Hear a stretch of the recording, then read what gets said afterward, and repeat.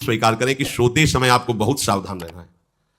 और प्रायः गलती सोते समय करते हैं उपासक की कोई प्रपंच की बात याद करते हुए या मोबाइल देखते हुए या कोई गंदी चेष्टाओं का आपकी रात बेकार चली जाएगी। अगर गंदी चेष्टा हो गई तो सुबह भी बेकार हो जाएगी, दिन भी बेकार हो जाएगा, निरुत्साहित हो जाओगे।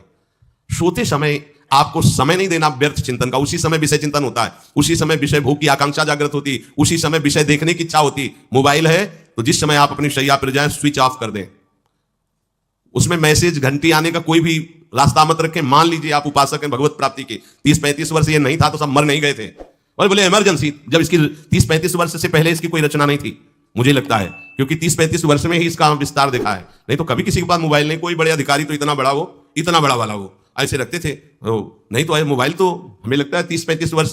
तो फिर इमरजेंसी कैसे चलती थी, कैसे चलती थी इमरजेंसी? और आप ब्रह्मा हो क्या कि इमरजेंसी संभाल लोगे? स्विच ऑफ करो। जो सब इमरजेंसी संभालने के लिए तैयार रात दिन न सोता है, वो हर समय जागृत रहता है, वो हमारा आराध्य देव है। स्विच ऑफ करो, चिंतन लगाओ श्री जी का।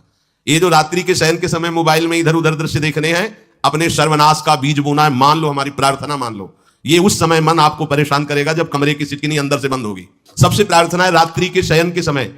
तो बोले फिर ठीक है 10 बजे तक देख लेंगे मोबाइल, इसके बाद शयन के समय भजन कर लेंगे। होगा ही नहीं। क्या तुम देखना चाहते हो? प्रिया प्रीतम के सिवा और कुछ क्या देखना चाहते हो?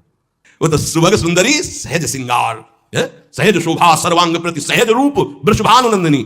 हमारी स्वामिनी जी की सुंदरता छुपाने के लिए आभूषण पहनाए जाते हैं, औरों को तो आभूषण सुंदरता बढ़ाने के लिए। यहां छवि के छिपाए को ऐसे के दास होके क्या देखोगे मोबाइल में? क्या देखना चाहते हो? वासना की क्रीड़ा, और तुम उस क्रीड़ा को देखना चाहते हो? परमार्थ के पथिक हो। देखना है तो प्रभु को देखने की वृत्ति रखो, अन्यथा मूंद लो आंखें प्यारे, महान फल प्राप्त करोगे।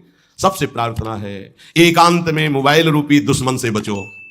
क्योंकि जब आप गंदी बात कहीं देखोगे तो आपके अंदर वैसे ही चिंतन बनेगा, वैसे ही लगेगा मैं भी ऐसा करूं, मैं भी ऐसा भोगूं, मैं भी ऐसा देखूं। मान लीजिए आप, जब हमारे शास्त्र कहते हैं कि पशु पक्षियों के मैथुन को भी नहीं देखना है, अगर ऐसा एक बार दृष्टि पड़े तो मानसिक प्रणाम करके दोबारा दृष्टि ना देना। और आप मोबाइल में ऐसी चेष्टाएं देखोगे, कैसे आप भगवत भजन करोगे? कैसे भगवत प्राप्ति का उद्देश्य रख पाओगे? यह कलयुग की बहुत महीन चाल है कि उसके बिना काम नहीं चलेगा और हम तुम्हें काम से युक्त कर देंगे। इसके बिना काम चलेगा नहीं, तुमको रखना पड़ेगा, और जब तुम इसे रखोगे तो हम काम अपना कर लेंगे। कलयुग ने कहा हम अपनी व्यवस्था बना लेंगे। यहां कह रहे जब आप नींद में जा रहे हैं तो बिल्कुल मानो मृत्यु शैया पे जा रहे हैं, आपको उस समय नाम जप में बहुत ध्यान देना है, कहीं मन बहक ना जाए। तो क्या होगा, 5-6 घंटे जो आप लेटोगे ना, वो भी भजन हो जाएगा। हमारा जो सततम योमाम स्मरति नित्यशा है ना, ये पूरा हो जाएगा। नहीं उस समय हम सो जाएंगे तो हमारा 6 घंटे का भी योग हो गया, 6 घंटे भजन रुक जाएगा। और ये 100% पक्की बात अनुभव की कहते हैं, यदि सोते हुए भजन करोगे तो जगते, कई बार तो पकड़ा है कि अगर आधे पद में बेशुद्ध हो गए तो वो पद पूरा जगते ही शुरू हो गया है। मतलब बीच में स्थिति भागवती की रही। जैसे बेहोश करते समय हमने कहा था जब ऑपरेशन के हमें बता देना, तो उनका बाबा भी इंजेक्शन लगाने वाले हैं, तो वो 1 मिनट हमें केवल दीजिए अपनी चित्तवृत्ति। तो जब होश आया तो वही पहले चिंतन चल रहा था, वही चिंतन। जैसे सोने के समय बेहोश हुए तो जगने के समय वही चिंतन, ऐसे ही इंजेक्शन से जब बेहोश हुए और जब होश आया तो वही चिंतन चल। बहुत बड़ा चमत्कार अभ्यास का है। नींद खुले तब से लेकर गाढ़ नींद आने तक स्मरण में कभी रुकना नहीं। और आपको एक छूट दे रहे हैं। कभी कभी क्या होता है कि एक मंत्र में, एक नाम में जैसे बहुत देर अभ्यास करते हैं तो मन उबने लगता है। इसका स्वभाव है, ये अनुभव की बातें कहते हैं। इसका स्वभाव है नवम नवम। नहीं तो ये मतलब, तो इसको हम लोगों ने कैसे फंसाया है? जैसे गुरु मंत्र जप रहे, अब 2-3 घंटे लगातार गुरु मंत्र जप, अब इसको उबन बढ़ी, अभी छोड़ रहा है, बीच बीच में पता चलता है छोड़ना चाहता है, छोड़ रहा है, तुरंत इसको नाम में फंसाया। अब थोड़ी देर नाम में चला, फिर उब रहा है, बहुत विचित्र है ये। अब उसको फंसा दिया। उस पीछे की बात अभ्यास के समय, नमामि शमीशान निर्वाण रूपम विभुम व्यापकम ब्रह्मवेद स्वरूपम। चिंतन, पद गायन करें, ये भगवान शिव पद गायन कर रहे हैं, उसका चिंतन, निर्वाण रूपम विभुम व्यापकम ब्रह्मवेद स्वरूपम। अब अपने यहां अवसर है, सुंदर सुंदर कोई पद गुरुमंत्र जब करते हुए मन जब उबने लगे, राधा वल्लभ श्री हरिवंश, राधा वल्लभ श्री हरिवंश, राधा वल्लभ श्री हरिवंश, इसमें भी उबने लगे शुरू कर, जोई जोई प्यारो करे सोई मोही भावे, भावे मोही जोई, इसमें भी उबने लगे। सुधा निधि का कोई एक लाइन ले लो, ब्रह्मेश्वरादि सुदुरूह पदारविंद श्रीमत् पराग परमाद्भुत वैभव, ब्रह्मेश्वरादि सुदुरूह छोड़ना नहीं है, तू भाग में नवम नवम दे रहा हूं, नवम। इसको फंसाने के लिए आपके पास अस्त्र हो, जैसे यहां चाकू, यहां पिस्तौल, तलवार, ये वो सब बिल्कुल वीर सजा रहता है, ऐसे ही अपने लोग सजे रहते हैं। छोटा राधा, अब एकदम चिपक गया आके तो कैसे मारे? तो छोटी चाकू है ना, वैसे राधा राधा राधा, थोड़ा दूरी राधा वल्लभ श्री हरिवंश, थोड़ा और दूरी गुरु मंत्र, बड़े बड़े अस्त्र अपने पास रख ले। बहुत भाग रहा है तो फंसा दिया। प्रथम यथामति प्रणव श्री, अब लग पूरा पद गा उसमें लग, प्रथम यथामति प्रणव। भोजन पाते समय ऐसा अभ्यास किया है 1 घंटा के पहले भोजन नहीं होता, चाहे 2 रोटी पालो, समय लगता है भोजन। आराम, एक एक नाम, एक एक कुछ भी हल्ला मचाओ, कोई फर्क नहीं पड़ेगा, अपना चलेगा। अभ्यास स्नान के समय, भोजन के समय, किसी क्रिया के करते समय, किसी से बात करते समय, सोते समय, ये विशेष स्थान जहां में सावधान रहना है। यहां भजन छूटता है, ध्यान देना, यही भजन छूटता है। चलते समय, क्रियावान होते समय, प्रसाद पाते समय, या किसी से बतराते समय, ये सब भजन के छूटने के स्थान है, और यही पकड़ना है भजन को। जब आपको बिल्कुल न लगे तो मानसिक सा बंद कर दो और गुनगुनाने लगो। जो धुनी आपको अच्छी लगे उसी में नाम, कोई नाम लेके, संसार का चिंतन ना होने पावे, चाहे जो कुछ तुम जहां तुम्हारा मन आवे, गंगावरी, गोदावरी, कुछ भी, भागवती चिंतन के सिवा संसार के चिंतन न होने पाए। पहले ऐसे अनन्य बनो, फिर बाद में अनन्यता आती, रसना कटो जो अनरट। हाँ, विषय चिंतन कर रहे हैं, प्रपंच कर रहे हैं, बोले रसना कटो जो अनरटो। और नहीं बोल सकते, प्रपंच बोलेंगे बस, रसना कटो, ये शब्द वहां नहीं आते। पहले हम आपको छूट देते हैं, भक्त चरित्र, भगवान की चरित्र, नाम, कीर्तन, मंत्र, जो भी चाहो, संसार का चिंतन मत होने देना, पहले ये पकड़ो। फिर आगे चल करके जब पवित्र हृदय होगा तब ये निष्ठा आती, रसना कटो जो अनरटो, निरखियन फुटो नयन। मान लो संसार का चिंतन नहीं करने देना है इसको, आप जैसे बने वैसे करो भागवती चिंतन। कोई नाम ले लो, कोई मंत्र ले लो, तुम्हें जो प्रिय लगे, हम छूट देते हैं। ये नहीं करें कि रसना कटो जो न रटो, ये बाद की बात है। हमें पहले इसका संसार चिंतन रोकना है। कैसे छूटेगा, कैसे छूटेगा, हमें ये पकड़ना है। नहीं तो निष्ठा की बात, जो हरि नाम जगत त्रिशिरोमणि वंश बिना कबहू, हरिवंश बोलेंगे नहीं, हरि बोलना नहीं है, हरि बोलना नहीं, क्योंकि जो हरिनाम जगत त्रिशिरोमणि वंश बिना, हरिवंश बोलना नहीं है, क्योंकि प्रपंच में रहती है। तो क्या करो, जो तुम्हें प्रिय लगे पहले उसे पकड़ो। ये हम अंदर की बात करें, प्रवचन की बात नहीं कह रहे। मन को फंसाना है हमें, रामकृष्ण हरि जहां लगे इसको लगा, पहले इसको फंसाओ, संसार का चिंतन ना होने दे। गीता, भागवत, भक्त चरित्र, कुछ भी, कहीं भी इसे फंसाओ, पहले संसार का चिंतन ना होने दो, फिर लाओ इसको घुमा के निकुंज वाटिका में। फिर तो भागेगा ही नहीं, फिर नहीं भागेगा। अब सीधे निकुंज वाटिका में किसी महाभाग्यशाली गुरु आश्रित का लगेगा, अन्यथा बहुत प्रपंची मन है, आप आश्रय इधर का लोगे, प्रपंच का चिंतन करोगे, बात बनेगी नहीं। चिंतन छोड़ना है हमें, जैसे बने तैसे संसार का चिंतन छूट जाए तो हम विजय को प्राप्त होंगे। ध्यान दीजिए, इस परमात्म तत्व को वही प्राप्त कर पाता है जिसका राग बीत गया है, खत्म हो गया है, वैराग्यवान। ज्यादा परिश्रम नहीं है वैराग्य में, विवेक नहीं होने के कारण हम वैराग्य नहीं धारण कर पाते।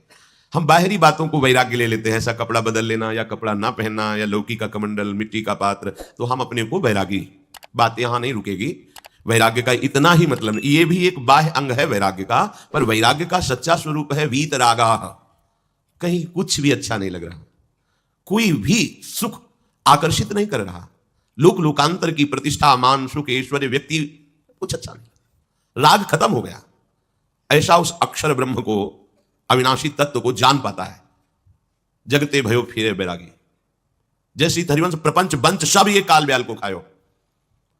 हालत यह है कि जैसे सांप ने मेढक को पकड़ रखा और मेढक सामने पतिंगा को, कीड़े को पकड़ना चाहता है। उसे यह पता नहीं कि मैं खुद किसी का कवल बन चुका हूं, वो एक झटके में मुझे अपने पेट में ले जाएगा। ऐसे ही हम सब हैं, काल के द्वारा ग्रसित है। काल ने हमें पकड़ रखा है, पर हम भोग भोगना चाहते हैं, हम नाना प्रकार की मान प्रतिष्ठा पाना चाहिए। ये पता नहीं एक झटके में हमारा अस्तित्व ही खत्म हो जाएगा।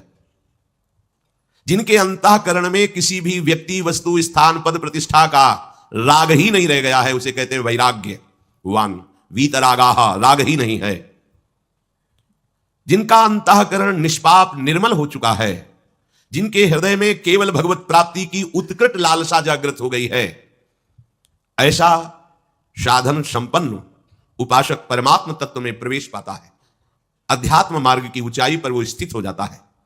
यदि छंतु ब्रह्मचर्यम चरंती, जिनकी इच्छा एकमात्र भगवत प्राप्ति की है, यदि छंतो, उनको क्या करना होगा, ब्रह्मचर्यम चरंती, ब्रह्मचर्य का पालन करना होगा। प्रत्येक इंद्रियों का निर्विषय हो जाना वास्तविक ब्रह्मचर्य है। केवल जनेन्द्रिय से ही ब्रह्मचर्य को नहीं लेते। हमारी प्रत्येक इंद्रिय भोगों से रहित होकर भगवत अनुराग में, नेत्र प्रभु को देखना चाहते हैं, त्वगेंद्रिय प्रभु को स्पर्श करना चाहती है, घ्राणेन्द्रिय प्रभु के श्री अंग की गंध पाना चाहती है, श्रवणेन्द्रिय प्रभु के वचन सुनना चाहती है। एक एक इंद्रिय अपने प्रभु में लग गई, अंतर्मुख हो गई, बाहर विषयों का त्याग हो गया, इसे ब्रह्मचर्य कहते हैं। पर प्रारंभिक ब्रह्मचर्य में जनेन्द्रिय का ब्रह्मचर्य अत्यंत आवश्यक है। यदि जनेन्द्रिय जन्य व्यभिचार दोष से युक्त है तो कदापि उसे भगवत प्राप्ति नहीं हो सकती। शुभगति व्यभिचारी शुभ गति चाहे, असंभव। और भगवत मार्ग में सबसे बड़ा दुश्मन यही व्यभिचार दोष है, काम।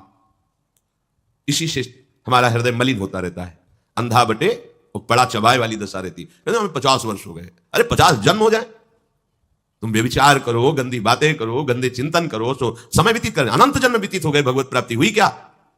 50 वर्ष से भगवत प्राप्ति हो जाएगी क्या? 5 मिनट काफी है भगवत प्राप्ति में।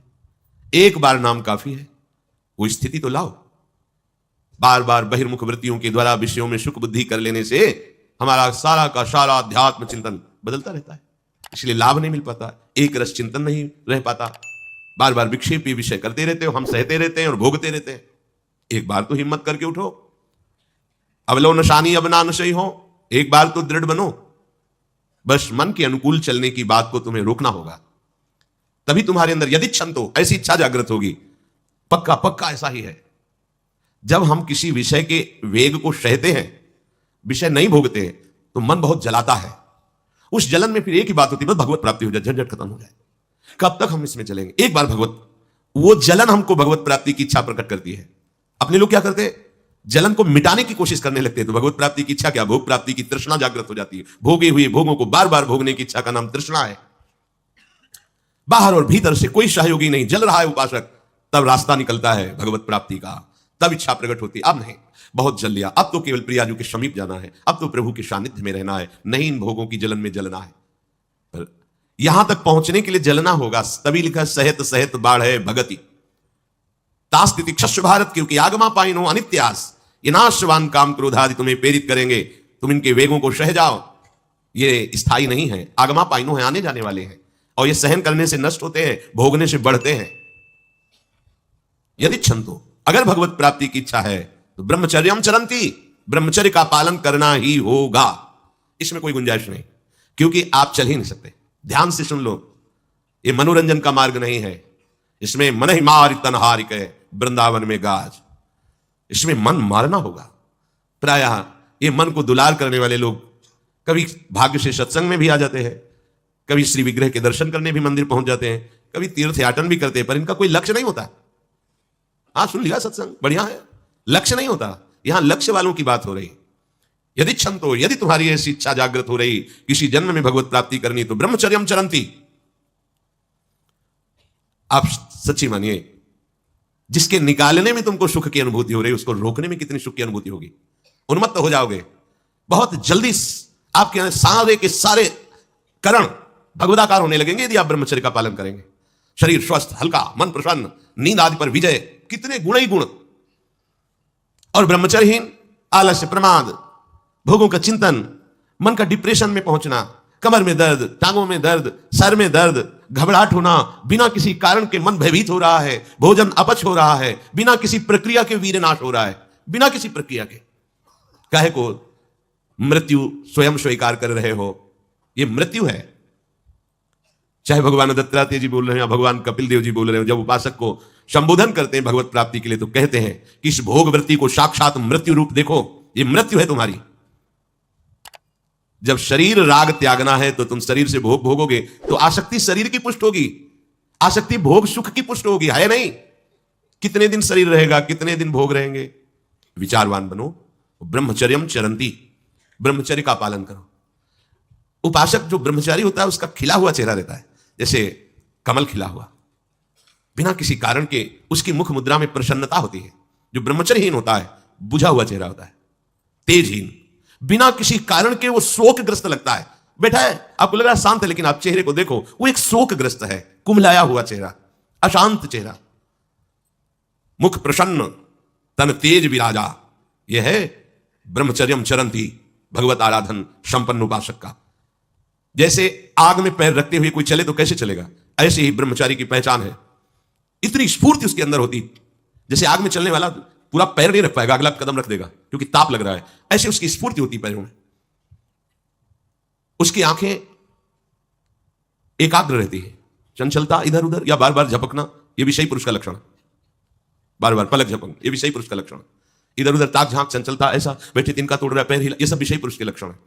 यह तो बिल्कुल साधारण स्पष्ट दिखाई देता है आदमी विषयी है या ब्रह्मचारी, एक सेकंड में लक्षण होते हैं। आपको जब भगवत मार्ग का अवसर मिला है तो गृहस्थ हो, संतान हो गई, ब्रह्मचर्य से रहो। नहीं चाहिए संतान तो भ्रूण हत्या, गर्भ हत्या जैसे महापाप करने की क्या जरूरत है?